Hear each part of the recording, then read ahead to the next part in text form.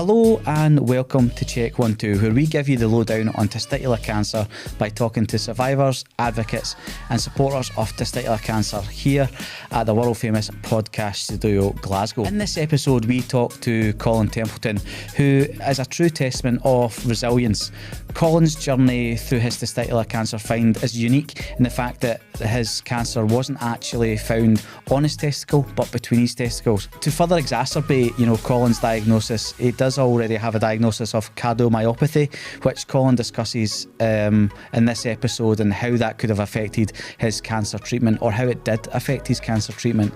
So, ladies and gentlemen, Colin Templeton. Thanks very much for coming on Check 1 2, Colin. Right. What we can do is, if you just want to introduce yourself, and then just tell us a little about your testicular cancer story, and then we'll just take it from there and just have a chat. Okay. So about it. Okay. My name's Colin Templeton, dad of two, gamer, content creator, because I've created videos on TikTok and I've created videos on YouTube as well. Well, nothing's on YouTube, but I was on Twitch for a while. Right. But I never really got into Twitch. But I would record gameplay videos and I would put them on TikTok, and I get views of these TikTok videos. And I've got one on there, it's got 100,000 views, and it's from a game called High in Life, and it's killing the final boss, and you put a big gun in his bum, and you set it to explode, and that kills the boss. Right. And that's had all these views, and it still gets views all the time. I get at least 10, 20 views a day, and it's still going strong. So that's my background. I used to be a security guard. I woke up one Saturday morning not feeling well, ended up in hospital, and they said I had a non-STEMI heart attack. I'm like, what's a non-STEMI heart attack? Well, they're like, you've had a heart attack, but we don't know what the cause is. But it's not serious. So they did all these investigations, going up to the hospital and tubes inside me and all this business. Angiograms and echocardiograms, and then they discovered I had cardiomyopathy, hypertrophic cardiomyopathy with obstruction. And there's been a new drug being developed which would help with my condition. And last year, about this time of year, I wasn't feeling well. I was warm and sweaty. I'd been not feeling well for a couple of months, and it was early May. I went for a bath, lying in a bath, washed myself. It's a lump, but it wasn't your normal lump, because when you check yourself for lumps, you check your testicle. I found a lump in between my testicles. Right. So it was a big lump, and I went, oh Christ. So I thought to myself, maybe it's a cyst. So I waited a couple of nights, and it was still there, it was still big. So I told my wife, and I made an appointment with a doctor. So me and my wife went to the doctor, and they thought it was a cyst as well. But my wife persisted and said, look, can we get it checked out? Can we get an ultrasound?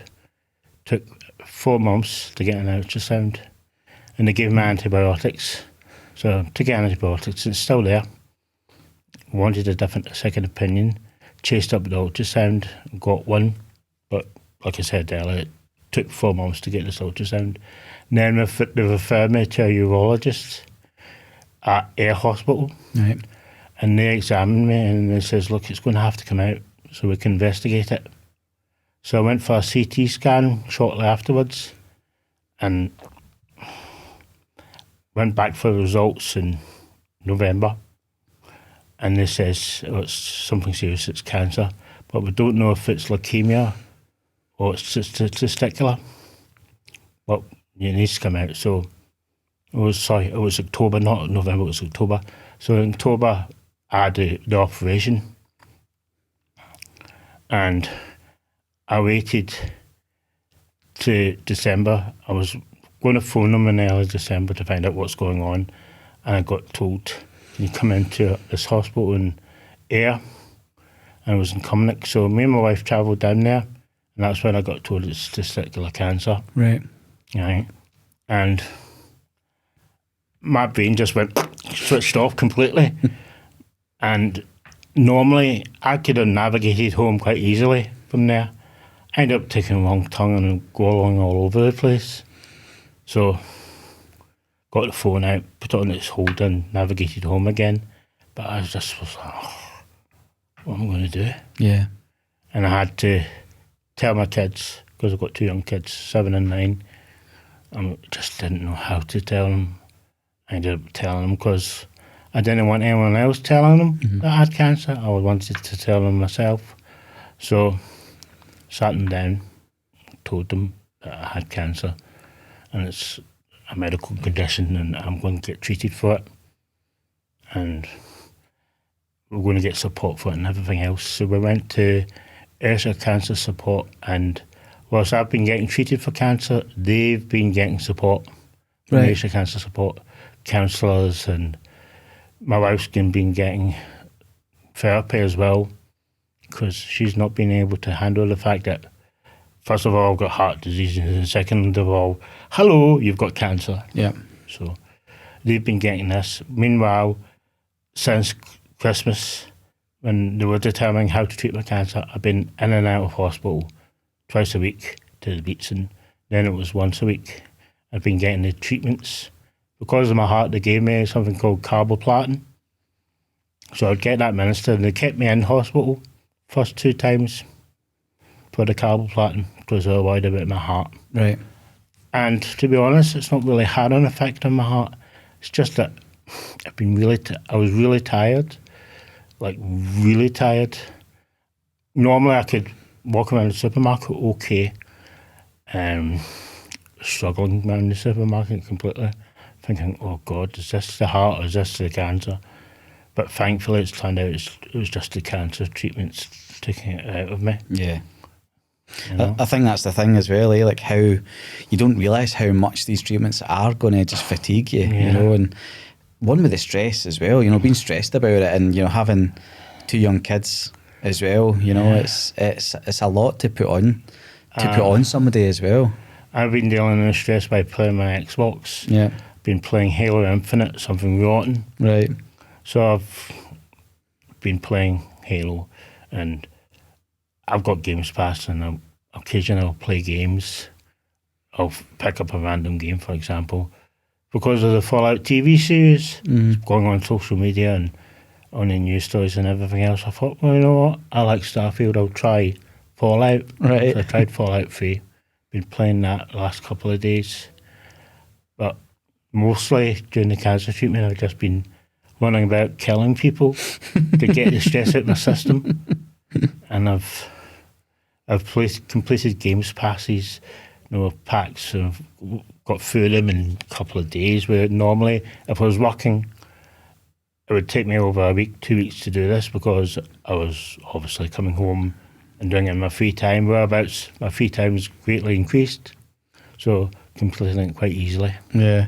And it's was that something that you used just as that kind of coping mechanism as well? Yeah. Just one, I suppose, boredom as well, but did playing like Xbox and playing these Game Passes, was that something that you found was beneficial for you, like just for that stress release? Yeah. I also bought a Nintendo Switch. Right. Somebody had advertised a Nintendo Switch, and I ended up playing a Nintendo Switch whilst I was waiting in hospital. Right. So because I would have an appointment in the morning, then I'd have the chemotherapy in the afternoon, and it'd be like a 2-hour gap. What am I going to do for 2 hours? End up buying a Nintendo Switch.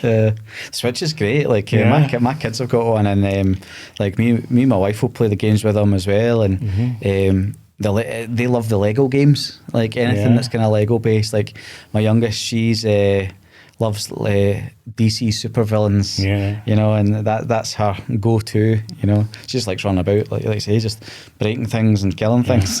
I got Mario Kart 8 with mine when I bought it. And the person says, this is the only physical game I've got. The rest are digital copies. Had to delete the person's profile from the Switch. They didn't do it. And I felt, no, this is not right, me keeping that. So I had one game and I got extra control pads to play with my kids. So I would sit down with my oldest fair and she would stare at me like, meow, meow. And I would say to Morgan, do you want to shop, Morgan? And Morgan would go, yes, please, Daddy. So I'd be sitting there and Morgan's staying right over there and round the way. And I'm going, Christ. I would try to explain to her, look, less is more when you're staying. Don't steer so much. She would steer right over to the left or right over to the right, and she would be complaining, why are you better than me? Because I've been playing this for years, Morgan. That's why. So my kid would be playing that, and she'd been playing Minecraft. Right. Minecraft's a pain in the bum because they watch Minecraft videos all the time, and it's channels where somebody called Atmal they watch, and if it's not Minecraft, it's Roblox they watch. I'm like, Roblox, my God. Like, can you not watch Netflix? I pay for Netflix. I'm wasting my money on Netflix because you're not watching it. It's amazing though, like these computer, it's like the gamer like channels that kids will waste hours watching somebody else play the game that they want to play. I think it's madness. Like, but you know, something you got to make your money somehow. You know, and if these folks are, my kids will sit in front of the television and play Minecraft, and they'll build properties and they'll say, "Daddy, can you play with us?" And I'll go in there, add some TNT. Hello. That's not nice. Daddy, that's not nice. I says, yeah, well, you do the same to me. But how was that then when, like, see when you sat the kids down to tell them about your cancer diagnosis, like how much of that were they able to kind of absorb and take in? And I think they absorbed most of it. Right. My kids are smart enough. Right. I think they're smart enough to absorb most of it. Anything that they were not absorbing, I think they would ask their mum or they would ask the counsellor. Yep. As a matter of fact, my youngest thought, am I going to get this one? No, Morgan, you're a girl. You're not going to get testicular cancer. But it was good that she was worried about it. Yeah. You know what I mean? She was worried that this is something she could get. Mm-hmm. And I was thinking, look, at least she's aware of it now. Yeah, yeah. You know? Yeah. And so see, with like your specific type of cancer, what did they say about the fact that the tumour was actually between the testicles? Was that something that's quite rare, or was it something that even the oncologists, had they seen that before? As far as I'm aware, no. Right. It's not something they've seen. Because normally it's a lump or something similar on one of the testicles. And mine's was a lump in between my testicles, and it was quite hard. And they asked me if I was in pain, and I was like, well, I wasn't in pain. I was sweating a lot, and occasionally I found myself having diarrhea, but I wasn't in pain. The only time I have felt discomfort would be if I was in the car and I was putting my legs together, for example, to put my foot in my clutch and my brake pedal, or I was moving my leg like that. I could feel it that way, and it would be discomfortable then. Right. Which is, because it's something like when we spoke and then you told me that's what it was. I learn so much, like something new every person I speak to. Yeah. So the fact that, we've had a guy on he went in with a stomach ache and came out with testicular cancer. You've had a tumour that's been in between, and I think that's always quite surprising when you learn these new things. For me, I bet. Yeah. And it took me by surprise that they said it was testicular cancer. I was expecting them to tell me it was leukemia because I'd go for my lymph nodes. Right. Even though there was a lump there, they said there was a lump there and there was a lump at my back. So I had a lump in the back, and they told me it was about 9-10 centimetres. I'm okay, so that's big. Mm. So my wife got to see the CT scan. Right. I didn't want to see it at the time. I waited till halfway through my treatment to see it, so I could see the difference, to see if it was progressing or not. And this being Testicular Cancer Awareness Month, they've told me it's now 10 millimetres, 1 centimetre, which is normal, which is cured, but I'm waiting for official confirmation next month from them before I go about telling all my friends, oh, by the way, I'm cured now. And I'm feeling a lot better. I've been in and out of hospital. I spent 13 days in hospital because I became anemic. I needed platelets. I needed 3 blood transfusions. I had an infection. I ended up with a lump in my leg and a lump in my arm. And I was feverish, and they had to find the right antibiotic to give me. And I was in hospital and I was shivering. I was lying on my bed, feeling cold. And I don't normally feel the cold. I was absolutely shivering at one stage. And my wife came in to visit me with the kids and stuff, and I was out of it. I wasn't myself. I knew they were visiting me, but I wasn't my usual self with them. Yeah, and that's expected as well, you know, especially like going through all the treatment that you've kind of had to go through. So with like when you're saying they kind of had the lump in your back, had it spread right up into your lymph nodes then, the cancer, or was it just located to those areas? It spread to the lymph nodes. They said it was stage 2 seminoma. So that's what it said it was when they did the CT scan back in October last year. So based on that fact that they found a lump in my back, even though I had my testicle removed, I was still thinking this is possibly secondary to the testicle, but it wasn't. It was a testicle walking its way up to my back. Right. So even like you've had to have the removal, even though that it's in like the lump was kind of between. Yeah. So how did they decide? Like was it because was there a connection via blood vessels or something like that made them go, this is the one that it's got to do? Yeah. Right. Which is incredible to kind of think of as well, you know, that the fact that just that simple wee bit of blood vessel is what, you know, so they found that, they've seen it's connected to a testicle, and then you've still had to get that removal as well. And then the carbo, how did you get on with that? Was that something that, you know, wiped you out completely, or? When the first time I got it, I was warm and sweaty. I was like, absolutely lusting. The first 2 times I got it. Right. And then when I went home, I wasn't in my bed. I was tired all the time, getting up and down. I felt like a chore getting up and down and doing anything. I really took it easy. Kids were off school initially over Christmas, so that helped. When they went back to school, when I started going up twice a week, they were at school. I was going up with transport from Areas of Cancer Support. They were taking me up, and I found it knackering walking from where they were parking to the clinic, and I had to go give blood. So I'd go to give blood on the Tuesday and attend the clinic, and then I'd come back on the Friday, and they would tell me how things were going, and they were pleased with the bloods, and they were asking me how I was, and I was saying, just tired all the time. Yeah. Just go up the stairs, feels as if I'm climbing a mountain, which is even worse. Doesn't help with the fact that I've got a heart condition, but it felt even worse because of the cancer treatments. Yeah. And how much of an impact did they think that getting the kind of chemo would affect you? Is it cardiomyopathy that you had? Yeah. They were really concerned.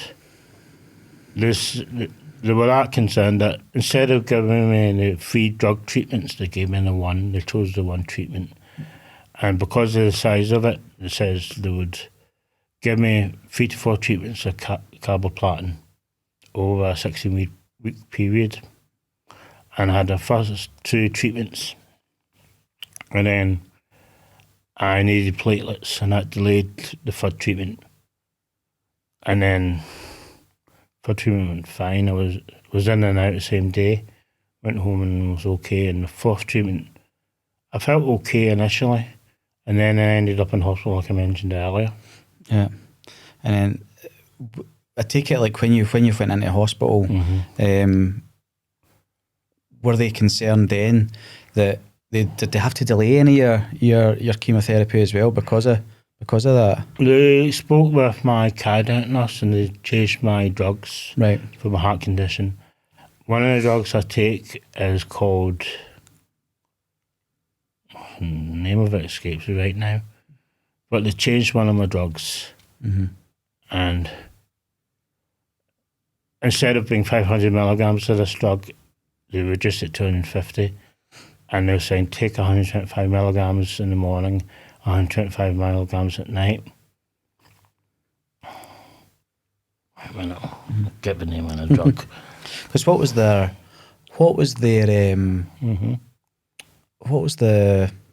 try to think of how I want to word this question. What was their concerns with how it was going to affect your heart? What did they think was going to happen? Well, they reduced my disopyramide. The doctors and the nurses had made sure that I brought it with me to the hospital. Right. They were concerned that the treatments to the carboplatin would have an effect on my heart. And it really didn't have an effect on my heart. Not much. I was expecting it. And it really didn't have as much of an effect as they or I expected at all. One thing was my magnesium levels were lower than normal. Right. And as an indicator, is that something that like your heart health needs type of thing? Like you need kind of good magnesium levels? Need good magnesium levels. Yeah. So did you have to take more magnesium orally or things like that?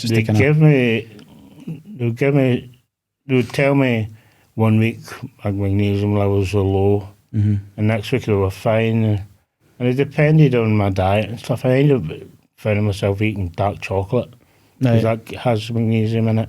I had an awful craving for dark chocolate all the time. Yeah. Still do. Yeah. But that's starting to wear off now that I've had the treatments finished. Oh, I say like I'm allergic to chocolate. It breaks me out in fat. Yeah. You know what I mean? But I love dark chocolate. I put dark chocolate in my chili. You know what I mean? So whenever I'm cooking chili, and it goes. Yeah. But they say that though, that the foods that you crave, they have something that you need. Yeah. You know, like you know, you'll find a lot of people crave like spinach or broccoli, and it's because they've got low iron and protein levels and things like that. I had a craving for dark chocolate. Also had a craving for burgers from McDonald's. Oh, really? Not Big Macs. It was the quarter pounders with cheese. The cheeseburgers. I had a weird craving for them. Right. It's funny because like you know you've had that kind of different experience of craving something, whereas like there was stuff I was like, oh God, I can't even bring myself to look at it.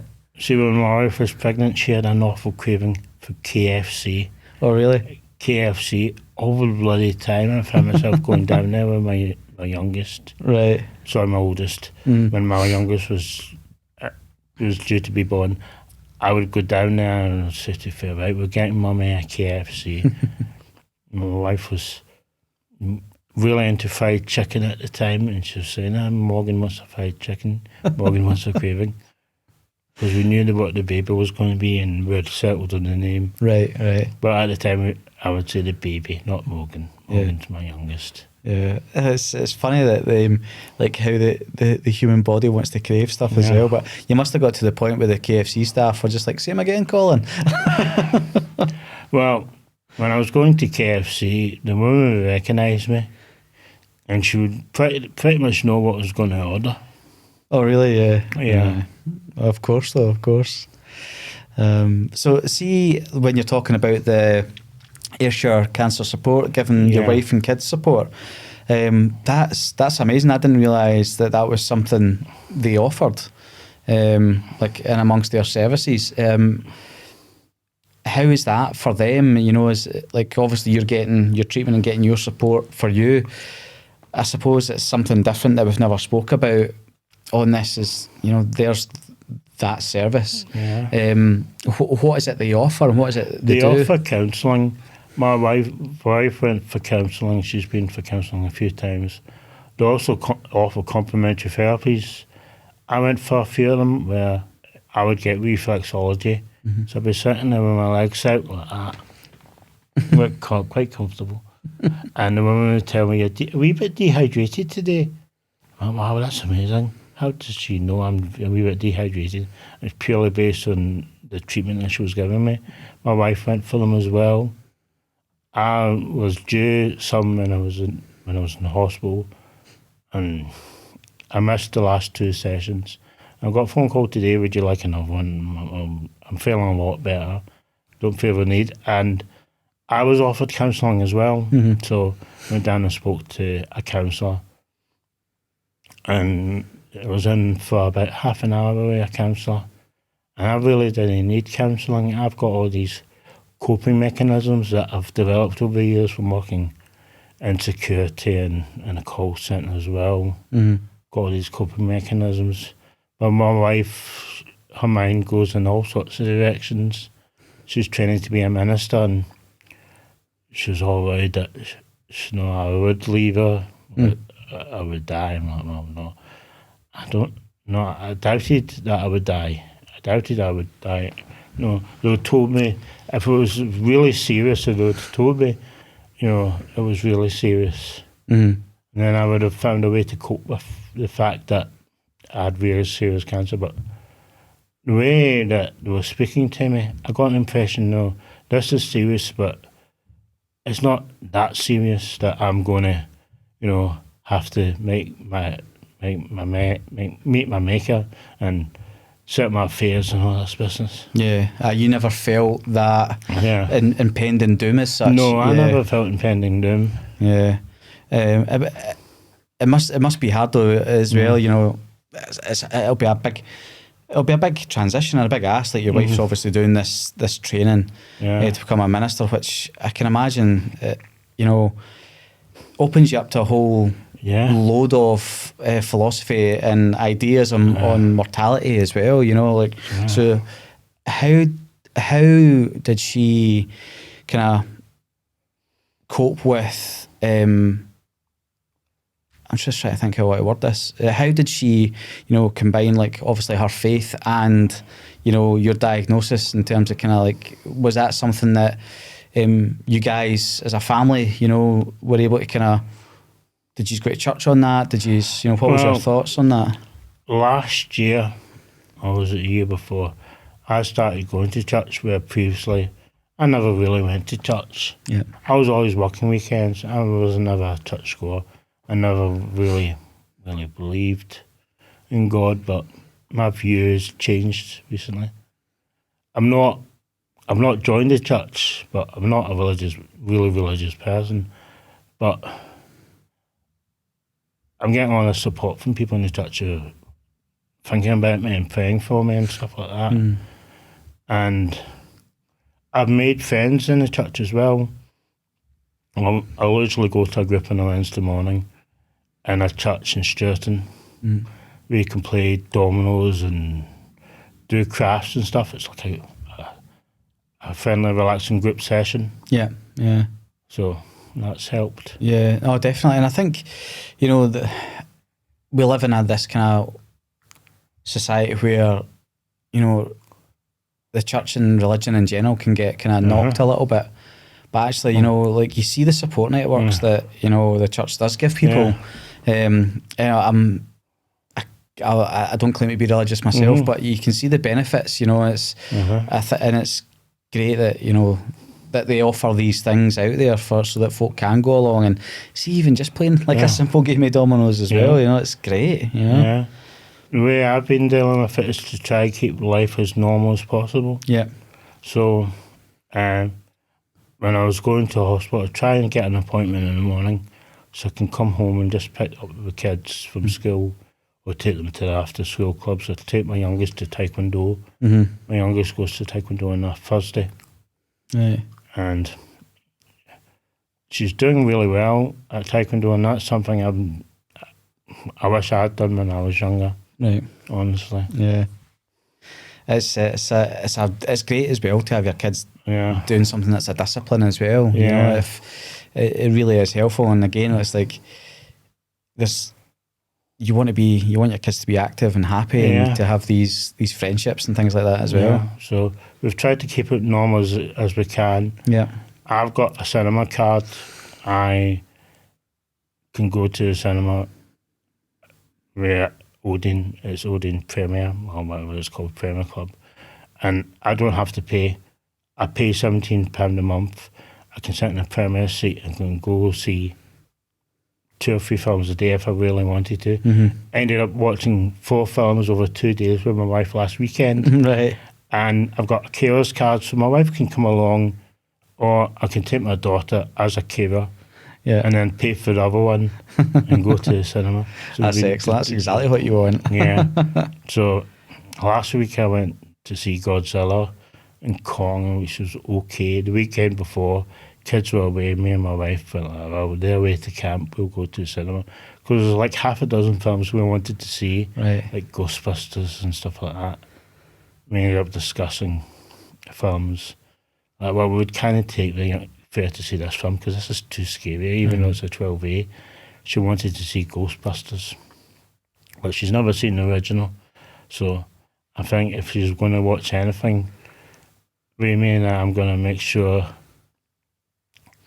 that she watches it on DVD rather than go to the cinema. I don't want her going like that to me. Daddy, can we leave? I'm too scared. You know what I mean? Let's say the Ghostbusters films are great and the new ones are brilliant. Yeah. We went to see it with the kids and they loved it. I think watching the originals is always good as well to make sure that they've kind of got that experience going into it as well. But with your kind of your gamer side as well, you know, you've obviously you've got your Scottish Gamer Geek handle and things like that. You know, how long have you been gaming for, and is it something that like you've always been passionate about? I've always been passionate about it. Since I was 4 or 5, I've been playing video games. Started off with a Atari 260. Then I got a ZX Spectrum. Well, my brother got a ZX Spectrum, and we would play games on that, and you'd try loading up a game. You wait 10 minutes for it to load up. You moved 2 inches, game would die, you'd have to reload it. Oh, God. And I would spend summers in Fife, at my granddad's house. And those arcade cabinets, arcade places, amusements down at the beachfront. So my parents would take us down there and give us money, and I ended up playing games like Spy Hunter and Street Fighter and these kind of games when I was younger. And then when I was about 12, I think it was, I got a Nintendo NES, and I ended up playing games like that. And when I was a teenager, with my first wages, I got a Super Nintendo with Super Mario World, and I played it to death. And this is a confession. This is me being bad. I completed the game, and within the 2-week period, they brought out Street Fighter 2 edition. I'm like, oh, I don't want to spend 50, 60 quid buying Street Fighter 2. What do I do? I'll take it back to Argos. Oh, really? And I exchanged it. I ended up with Street Fighter 2. Excellent. So you kind of, I've completed this, and and you still had it within its warranty. That's excellent. What a great way to get. I was a teenager at the time. I never thought, this is dishonest. This is me being bad. And this wasn't a drunk decision. This was totally sober. Yeah. So I ended up in one of these factories based on one of these government schemes. I was working and making refrigerated cabinets, and I had a Super Nintendo, and then I bought a Nintendo 64, and gradually just moved on every so often. And when I was at uni in Dundee, I did an H&D in software development at South Lanarkshire College. Right. And I was trying to find work. I wasn't finding work at all. My mum suggested that I move up to Fife. Ended up getting directed into Abertay to do games development. But one of the languages I learned at college, like, well, you can't use that. Why not? Well, we don't use Pascal or Delphi. So ended up learning about active server pages and web development. So I've ended up recently, in the last couple of years, learning about WordPress, WooCommerce, and another one, BuddyPress it's called, where you can create a social network. Right. You can create like a forum social network. And there's all these other ones you can learn. Pardon me. So I've learned a lot about WordPress, and that's what I've been doing whilst I've been gaming, and I've got my own website, like I mentioned earlier, Scott's Gaming Geek. I felt it was important that that's my intellectual property, and I haven't written anything in over a year, but I was aiming just to write a gaming blog and criticise games and say what I like about games and stuff like that. Because I did something earlier when I did a course breaking into writing, and they set up a blog for us on WordPress, and that's how I got into WordPress. And I did some posts on that. You know, it was a subdomain of WordPress I had. So I did that, and I'd written some stuff. So I wrote about my experiences in gaming, like, for example, getting into the beta for Sea of Thieves. So like, I got invited to that, and I got to join that early. Right. I play with other people, I would mention that sort of thing. Yeah. Just normal stuff that would happen. Yeah. For example, I got, you had the Kinect. Yep. The Xbox 360. Yeah. I saw that advertised. They were looking for people to join the beta. So I ended up getting Kinect for free. Brilliant. And they gave us all these games to play that we could download on going to forums on Xbox.com. I got this Kinect for free. So, I've mentioned that sort of thing in this blog that I had. And a couple of years ago, I decided I was going to close it down. I wasn't feeling right writing because I was always working all the time. So I was working at night, coming home in the morning, and ending up in my bed and thinking, well, I've got an hour and a half between getting up and going to work. I'm not going to sit at a computer for an hour and a half writing, so gave that up. So when I started working evenings, when the kids were in bed, I've written some posts on my blog, and I've done some of them, but I need to get back into that.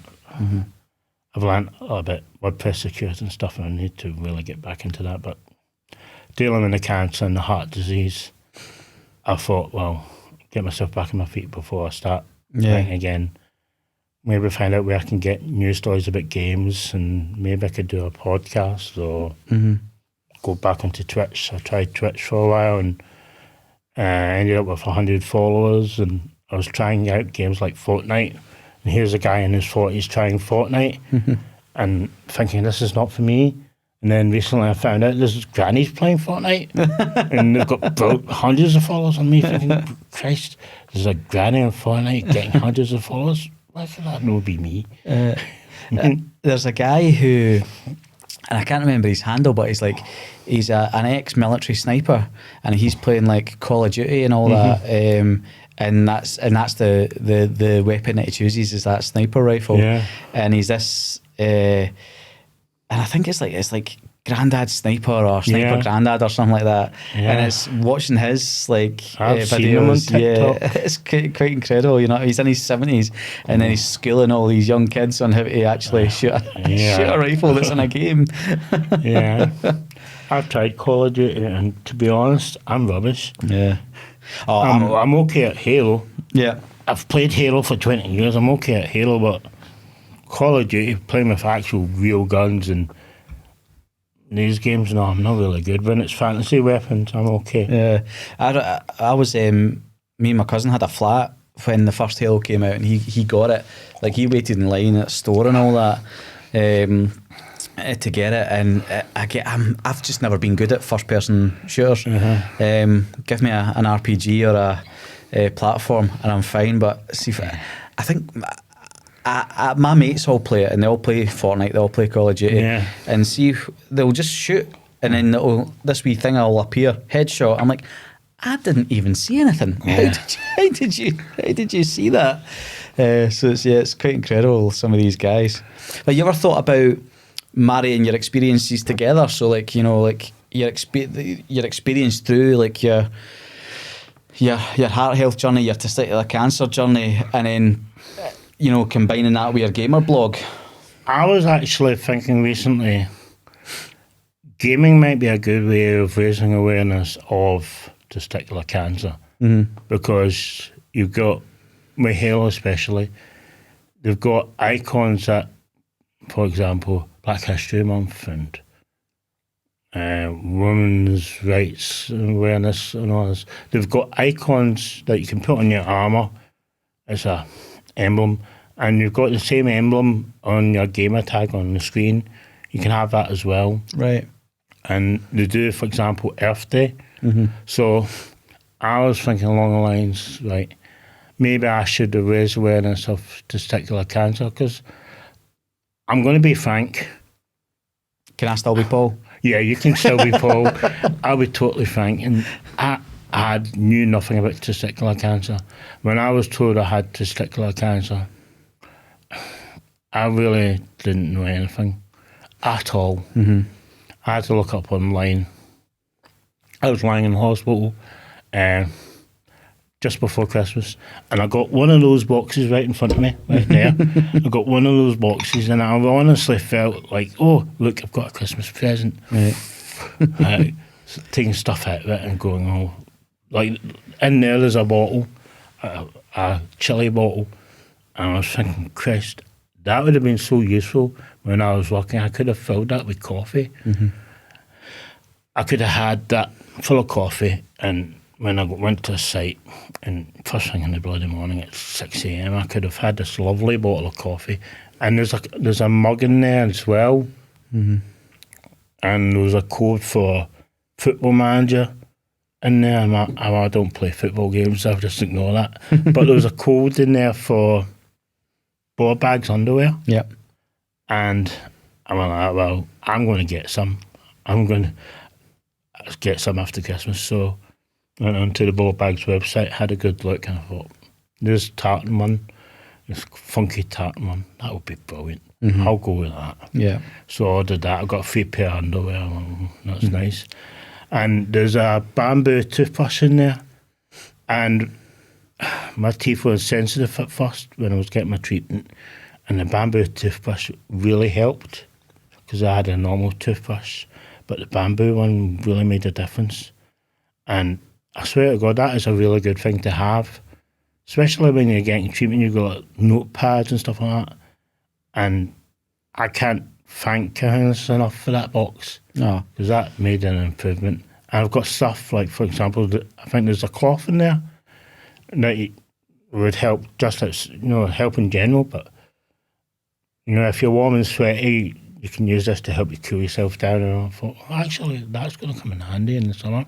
You know what I mean? Because having cardiomyopathy, especially when it's like 30-degree warmth outside, you know, something like that to help me cool down makes such a difference. Yeah, especially if you've got it, you can put it in the back of your neck and really, you know, really help you cool down. And I'm so glad that, you know, the positive feedback that we've had with the boxes, because now, as of like last week, there's 3 testicular cancer centres really that kind of deal with the patients getting it now. So the Beatson, Western General and Aberdeen Royal. So that's Cahonas. You've got this boxes going out to all these now. So when you see this statistic of like 234 men are diagnosed, they're going to have one of them. You know, gifted to them from that, and it's great to get the feedback.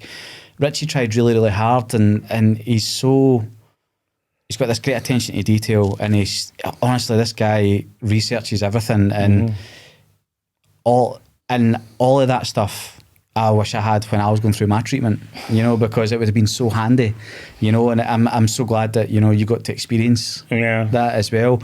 When the nurses came to you with it, what was your initial thoughts when, like, they kind of presented you with this big box? Well, I've got a cancer nurse, Colin is her name, and I went for I was in the hospital, I went for a CT scan, and I come back and she came up with this box.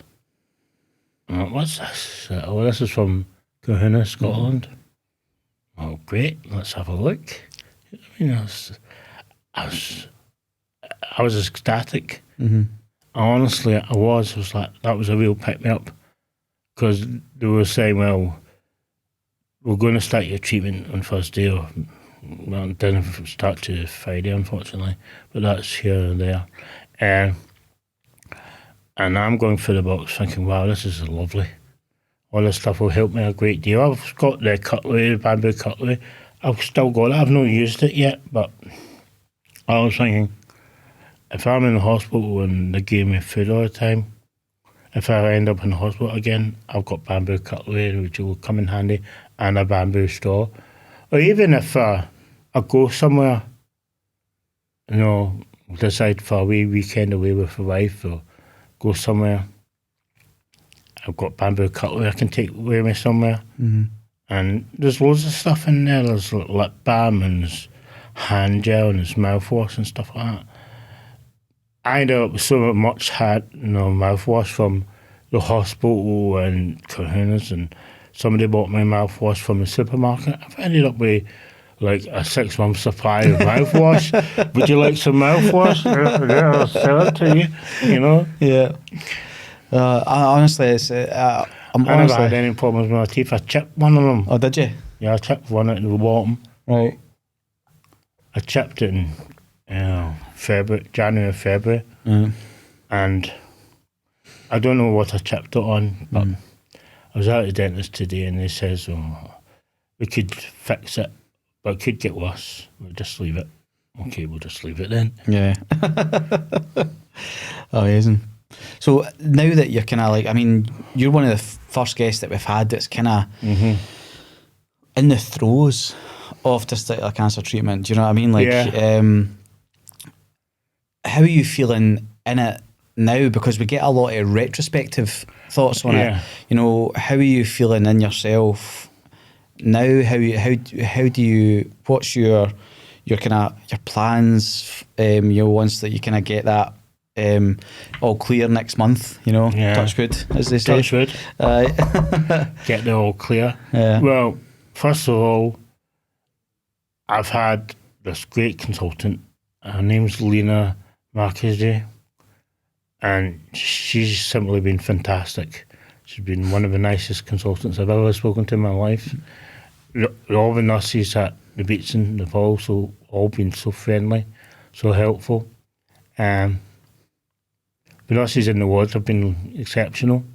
They've got this room at the top of the Beatson with families, and you can go, and this is away from treatments and everything else. And when I was in at Christmas time, I was up there having a coffee, and they gave me a coffee for nothing, and biscuits and stuff like that. And I took my parents up there as well, and took my wife up there, and we just sat there. We're getting out the wall, we're not sitting in the wall, we're sitting here, we'll look outside at the window and admire the view. Oh look, there's a roof line. You know what I mean? Yeah. Oh, it's lovely. And the treatment's been brilliant. And every time I've been to the hospital, everyone's been so friendly and so helpful. And when they've taken blood from me, I've always had it, usually been this side,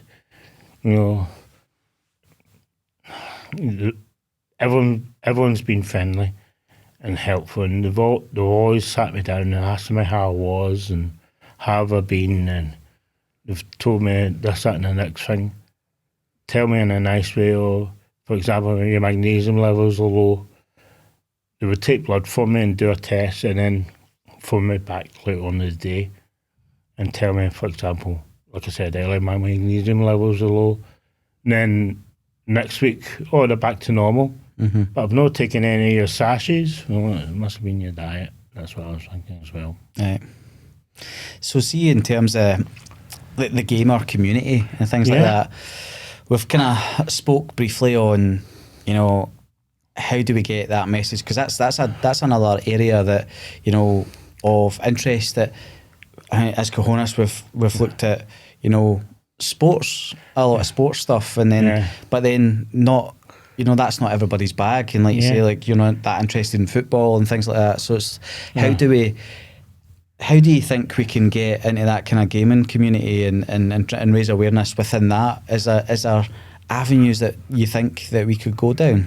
I think there is. I don't think that a lot of gamers are aware of, you know, charities like this.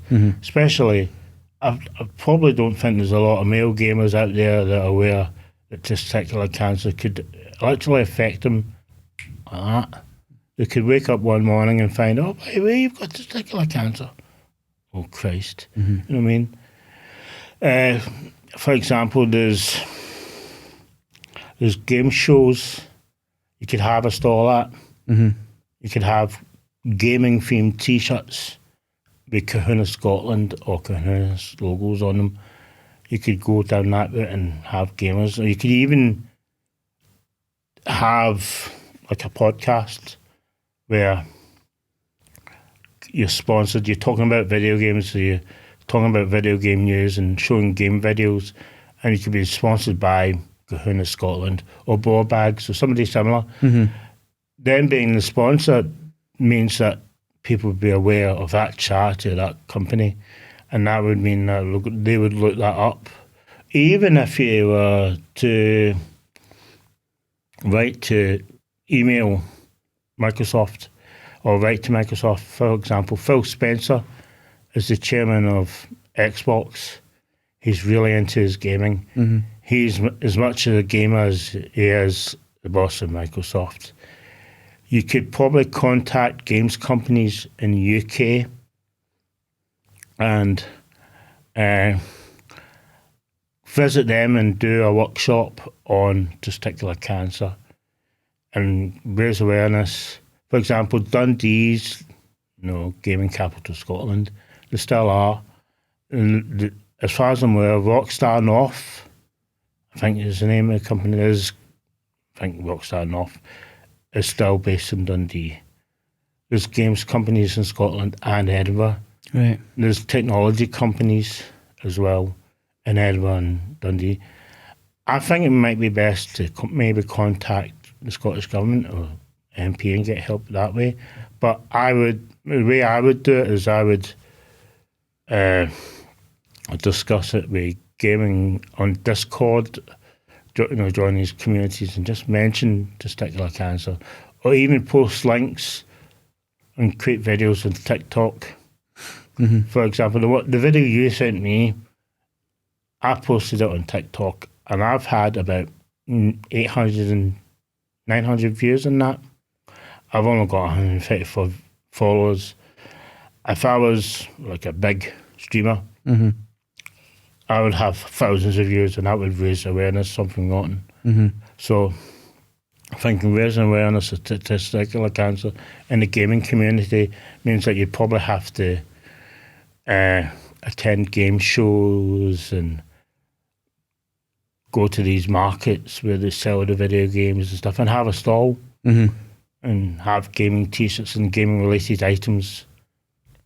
Yeah, that would probably work. Yeah, and again, it's all these ideas that we're open to, because not everybody has the same interests as well. So if we've got like my cousin Neil, like he's in the darts world, and it was an area that is underrepresented anyway, so the fact that Neil's pushing that message out for Colins to be out in the darts world, and if we can do stuff like that and across all areas of interest, and because I grew up playing video games, I had the Commodore 64, the Amiga 500, the SNES. I knew people who had a Atari ST. I knew people who had an Amiga 500. My big brother, Scott, has autism. He had a ZX Spectrum +3 with a floppy disk drive. Yeah.